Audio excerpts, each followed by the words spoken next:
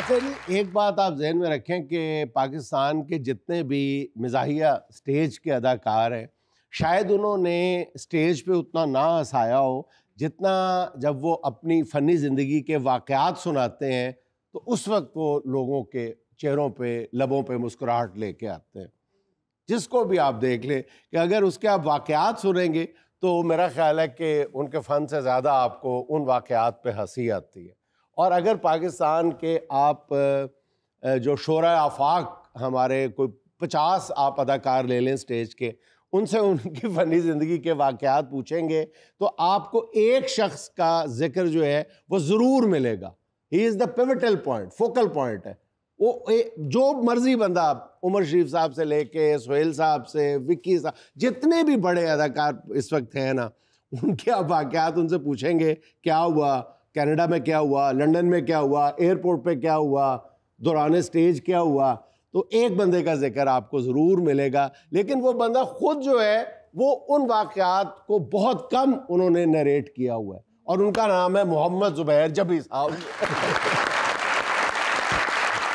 बहुत शुक्रिया जुनैद साहब, बहुत शुक्रिया। अच्छा ज़ुबैर भाई, आपका तारुफ तो माशाल्लाह इतना बड़ा है, ख्वाजा एंड सन के लुडन मियाँ से लेके तो फिर अब मेरा मतलब है कि मेरा ख्याल सैकड़ों फनकार होंगे जिनको दरिया सर, चांदन ते दरिया पंजाबी ड्रामा, फिर उसके बाद अखड़, फिर उसके बाद इनका फिल्मों में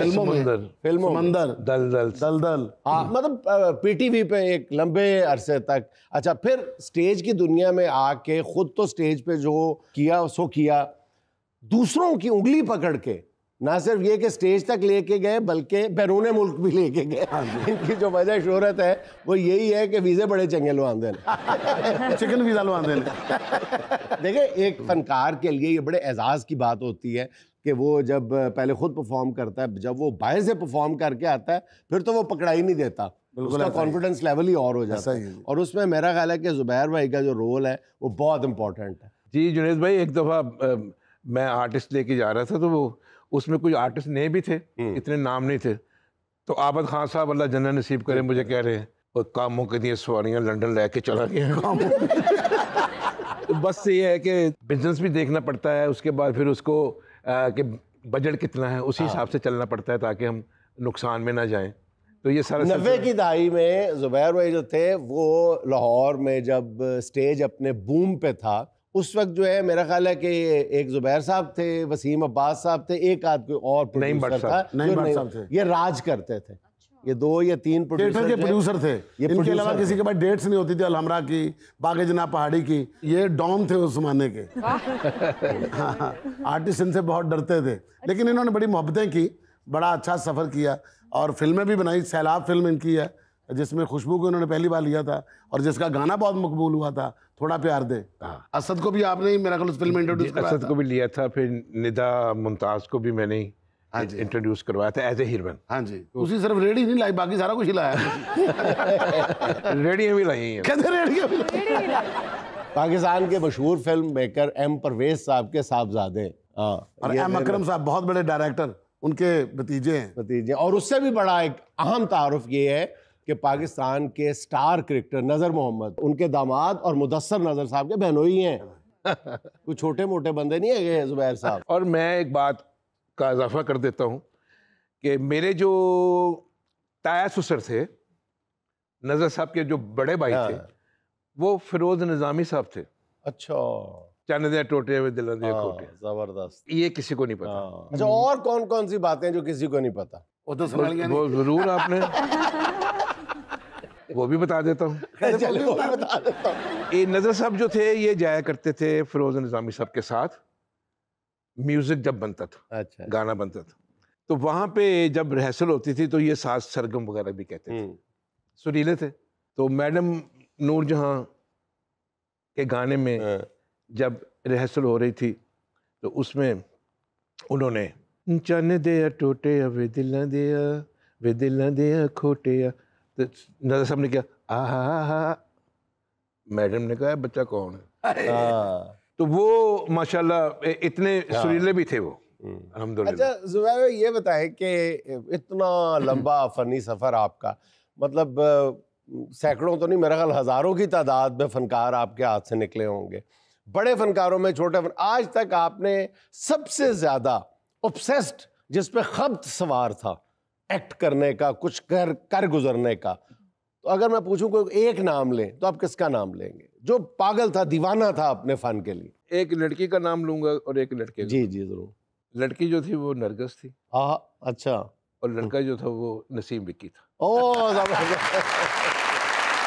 क्योंकि जब हम यहाँ से जाते थे ना तो हमें नहीं पता था हमने क्या करना है।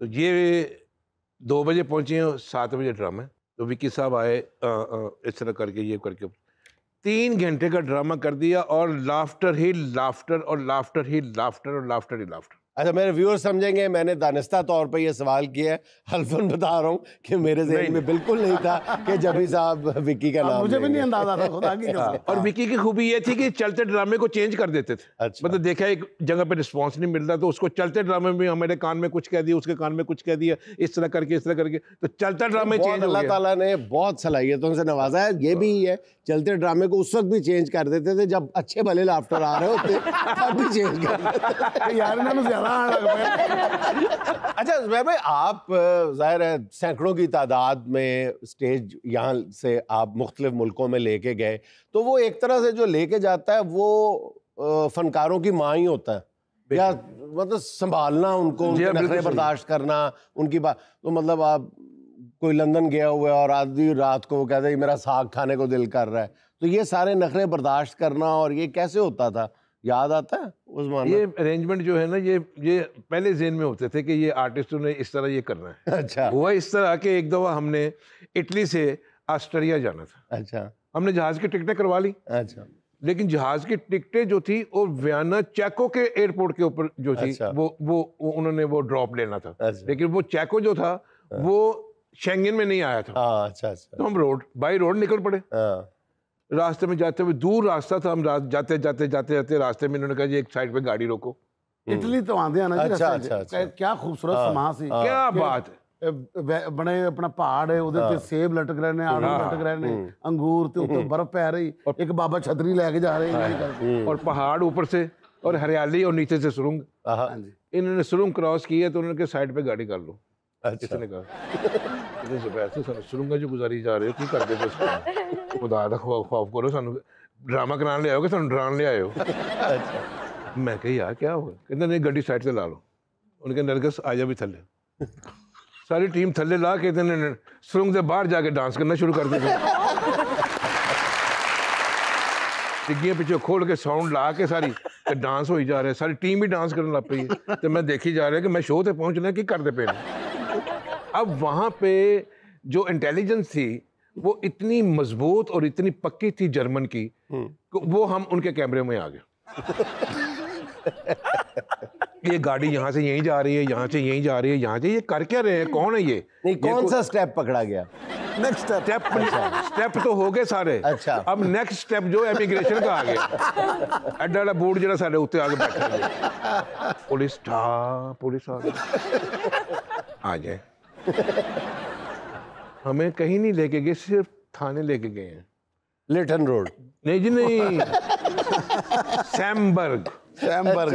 सैमबर्ग के थाने में लेके गए हैं और वहाँ उन्होंने कहा कि आ जाए जी, सामान सारा ले हैं। आप कौन हैं, कौन से मुल्क से हैं, आप कोई जासूस तो नहीं है या ऐसी बात तो नहीं है? उन्होंने हमें को 1.5 घंटा 2 घंटे बैठाया। उसके बाद फिर उन्होंने हमें छोड़ दिया। छोड़ने के बाद उन्होंने आगे वायरलेस कर दी कि ये बंदे आ रहे हैं, इनकी निगरानी की जाए। हम ऑस्ट्रेलिया पहुंचे। ऑस्ट्रेलिया से हमने वो हमारा शो कैंसिल हो गया, पैसे भी नहीं दिए उसने। राणा ने कहा था पैसे दे दूंगा, उन्हें पैसे भी नहीं देते थे पाजी। पेट्रोल भी पै गया, टिकटा भी पै गई, जिन्हें कराई सन वो भी गई। उसके बाद हम एयरपोर्ट पे चले गए, ऑस्ट्रेलिया एयरपोर्ट पे गए। वहाँ पे जाके हमने इन्वेस्टिगेशन फिर शुरू हो गई, लेकिन टाइम थोड़ा रह गया था, इसलिए उन्होंने कहा कि आप जहाज में बैठे। उन्होंने आगे फोन कर दिया डेनमार्क में। अच्छा, एयरपोर्ट ते की होया, साडे सामान खोले हुए ते कुत्ते दे मुंह च रूबीए नाम दा फराक, कुत्ता इधर जा रहा है, हाय वे मेरा नवा फराक। लो जी, ड्रॉप हुए डेनमार्क के एयरपोर्ट पे, तो पुलिस ने कहा जी आप सारे इधर आ जाए। अब वहाँ पे 2 घंटे हमने इन्वेस्टिगेशन 3 घंटे, कपड़े भी किसी किसी के उतरवा लिए थे उन्होंने। तो कोई चीज तो नहीं छुपाई हुई इन्होंने, कोई ऐसी बात तो नहीं है। उन्होंने हमें दहशतगर्द करार दे दिया था उस वक्त। वो डेनमार्क का वाकया भी हुआ। हाँ जी, आना जाना 3000 मील का था, तो 3000 ही जगह लगा लें, हर मील के बाद हमें ख्याल आता था शायद अब पकड़े जाए। अच्छा, ये पैगाम जो वो देते रहे, ये लाहौर एयरपोर्ट तक सिलसिला जारी रहा या घर तक? लाहौर एयरपोर्ट वालों ने घर फोन किया, ऐसा ध्यान रखना जुबैर दा। यूरोप का मसला था, यूरोप तक ही।